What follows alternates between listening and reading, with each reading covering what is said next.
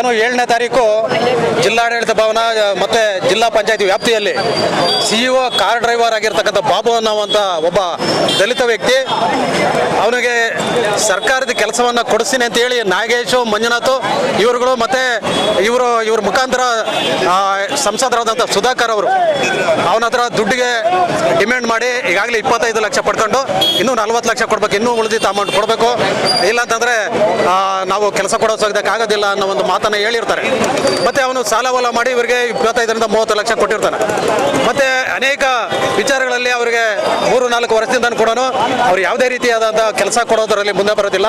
ಅವ್ನು ಕೇಳೋಕೆ ಹೋದ್ರೆ ಅವನ ಮೇಲೇ ಬೇರೆ ರೀತಿಯಾದಲ್ಲಿ ಅವಾಚ್ಯವಾಗಿ ಬೈತಕ್ಕಂಥದ್ದು ಮತ್ತು ಅವ್ರು ಫೋನ್ ತೆಗಿತಾ ಇರತಕ್ಕಂಥದ್ದು ಮಾಡಿರ್ತಾರೆ ಈ ವ್ಯಕ್ತಿಗಳು, ಈ ಆರೋಪಿಗಳು. ಅದಕ್ಕಾಗಿ ಇವತ್ತು ಏನು ನಾವು ಕೂಡ ಇವತ್ತು ಎಲ್ಲ ದಲಿತ ಸಮುದಾಯದ ಮುಖಂಡರುಗಳು ಮತ್ತು ಕಾರ್ಯಕರ್ತರು ಸೇರಿ ಇವತ್ತು ಒಂದು ತೀರ್ಮಾನ ತಗೊಂಡು ತುಂಬ ಬೃಹತ್ ಪ್ರತಿಭಟನೆಯನ್ನು ಮಾಡಿ ಬಾಬು ಕುಟುಂಬಕ್ಕೆ ಸರ್ಕಾರದ ಸವಲತ್ತು ಸಿಗಬೇಕು, ಅವನಿಗೆ ಆಗಿರ್ತಕ್ಕಂಥ ಅನ್ಯಾಯಕ್ಕೆ ಈ 3 ಜನರನ್ನು ಅರೆಸ್ಟ್ ಮಾಡಬೇಕು ಮತ್ತು ಅವನಿಗೆ ಕೊಟ್ಟಿರ್ತಕ್ಕಂಥ 30 ಲಕ್ಷ ಏನಿದೆ ಅದು ವಾಪಸ್ ಕೊಡ್ಬೇಕು ಅನ್ನೋ ಒಂದು ಡಿಮ್ಯಾಂಡನ್ನು ಇಟ್ಕೊಂಡು ಈ ಜಿಲ್ಲಾಧಿಕಾರಿಗಳು ಮತ್ತು ಜಿಲ್ಲಾ ಪೊಲೀಸ್ ವರಿಷ್ಠಾಧಿಕಾರಿಗಳಿಗೆ ಮನವಿಯನ್ನು ಸಲ್ಲಿಸೋದ್ರ ಮುಖಾಂತರ ನಾವು ಕಾರ್ಯಕ್ರಮ ಮಾಡಿದ್ವಿ. ನಾವು ಕನ್ನಡ ಭವನದಿಂದ ಹಿಡಿದು ಚಿಲ್ಘಟ್ಟ ವೃತ್ತದವರೆಗೂ ತುಂಬ ಬೃಹತ್ ಆದಂಥ ಒಂದು ಮಟ್ಟದಲ್ಲಿ ಸುಮಾರಷ್ಟು ಜನ ಸೇರಿ ಇವತ್ತು ಪ್ರತಿಭಟನೆ ಮಾಡಿದ್ವಿ.